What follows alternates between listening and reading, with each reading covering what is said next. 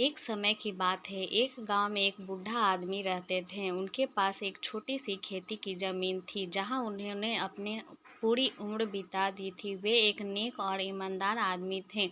गांव के लोग उनकी बड़ी सम्मान करते थे। एक दिन बूढ़े आदमी ने यह सपना देखा कि वह अपनी खेती के नीचे गहरे गहरे सोने की खजाने मिलेगा। वहां खुशी से भरकर उठे और खेती की खुदाई करने लगे, परंतु कोई भी खजाना नहीं मिला।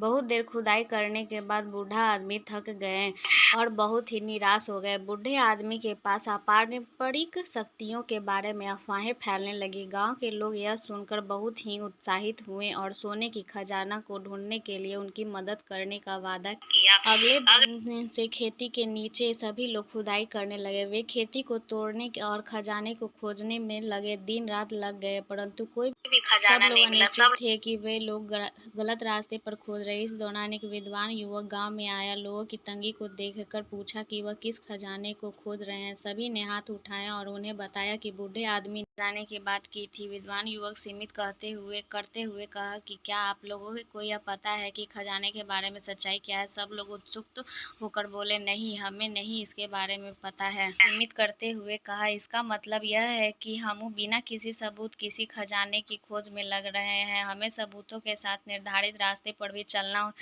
लोगों ने विद्वान युवक की बात मानी और उन्होंने खुदाई बंद कर दी। वे बूढ़े आदमी के पास गए और उन्होंने यह बताया कि उनके सपने के बारे में बातें करने वाला सब फर्जी थे। बूढ़े आदमी ने धन्यवाद कहा और उन्होंने सिखाया कि यह उनका परिवर्तन कर देने वाला एक महान सबक है।